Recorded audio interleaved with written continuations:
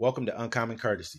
We give you the courtesy of conversation. That's uncommonly spoke of. I'm D-Mac. I'm Wesley. And this is the show. Don't forget to like, listen, subscribe. Shout out to all our subscribers already. We appreciate you for being here. Shout out to our sponsor, Crime Scene Seasoning. You can find that at doclovesthekids.org. All proceeds, 100%, go back into the community. I also want to start the show off by saying rest in peace to my uncle, Benny.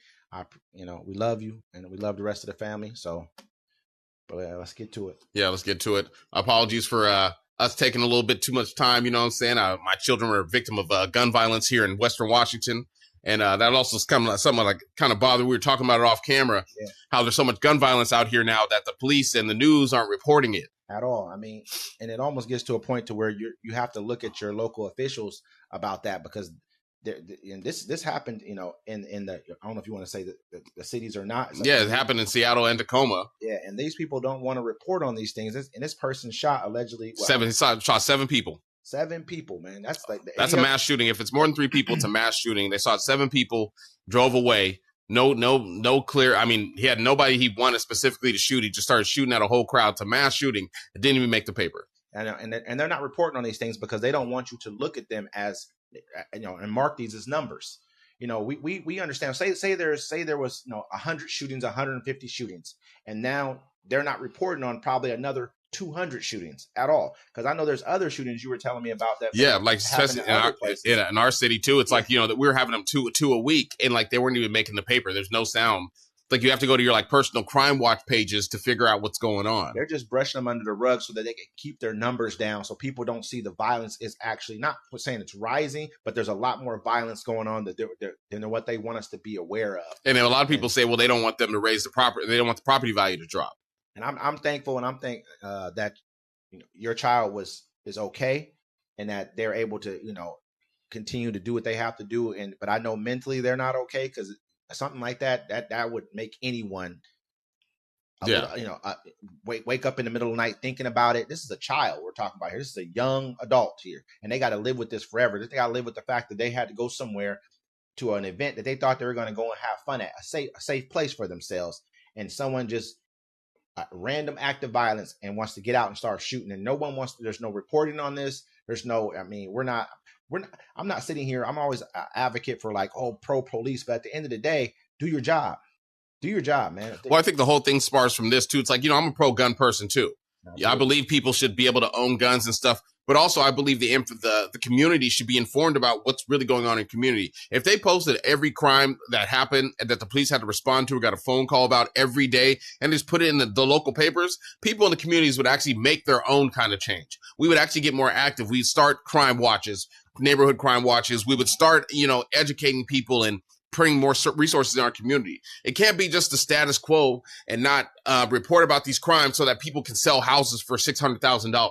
What do you think about just the gun lobby? What do you think about? Do you feel like there should be more of a crackdown? Because obviously, no, I think like I said before, not have had a weapon. The person that probably had a gun is probably a felon. They shouldn't have owned a gun in the first place. Making more laws is not going to stop that person from obtaining a gun.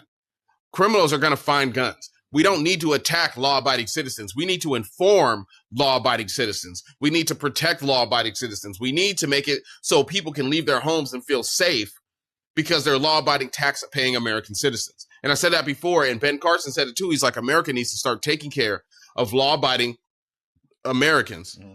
Or if you don't, we're going to turn on it. So we're tired of being the victims. Think about it. We had the man in Oakland. I don't know if we reported on that. A person came into his house armed with a gun, tried to rob him. The homeowner whipped out a gun. The guy ran. The homeowner shot him. And now the homeowner is facing murder charges. Why? Because the man was running away. He could have came back the next week with more people. I remember having this conversation. But the biggest thing is that this is you and a family member of yours, your child has just been has been a victim of something like this, and for you to still hold the same stance means a lot. That's telling that it means that you really meant your original stance. It wasn't like you're not a. Yeah, I'm not going to change it because this happened. Fair weather kind of a person who's saying, "Oh, because it's not happening to me, that the law is fine the way it is." But when something did happen to you, I mean, you still saying, "Hey, it's not the correct people who own the guns, it's not the legal gun owners." No, it's the criminals that aren't supposed to have them in the first place. This man was a criminal. He shot wildly into a crowd, shot 7 people. Yep. He was a criminal. He's not a person that went out, legally bought a gun, legally had a background check, and was okay to have a gun and decide to commit a crime. And even when people that do that, you never know when someone's going to snap. Are they afraid to talk about these things because it will make them do their job? No, I think they're afraid because, like I said, once you start reporting on all the crime, the property value goes down. And you have investors, lobbyists, and people that are keeping all this stuff hush-hush. I don't know why they don't bring it up. You know what I'm saying? If the community knew that, especially out here where we live, if they knew that, hey, there's about 20 shootings a week, people will be like, whoa, what do we need to do and help as a community combat all this crime going on? It's election year. It's a pretty big election year. People want to keep as many things. It's always an election. Don't get me wrong, but this is one of those major ones where you have, you got the House run, you got these will be major. This election will have major consequences on our future for years to come. And they're trying, and they're playing. They're talking like, oh, crime's down across the United States.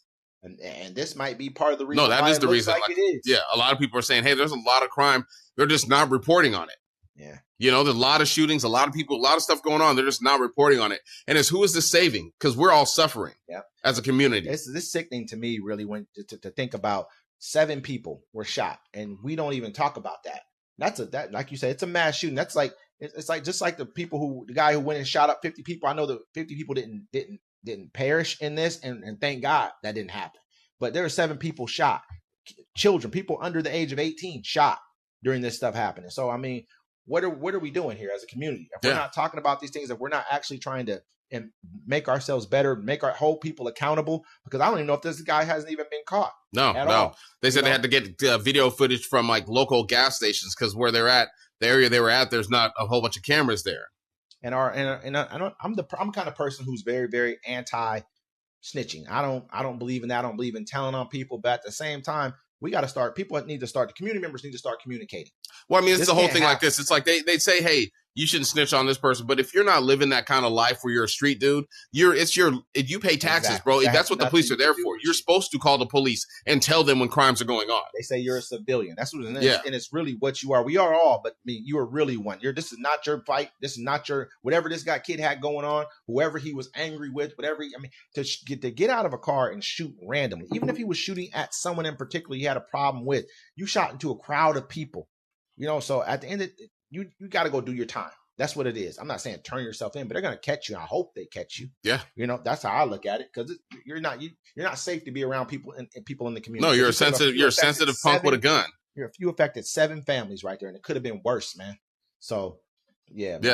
I'm happy and I'm sorry that happened to your family, man. I really am. Like it could have been worse. That's the whole thing. That's how I look at it too.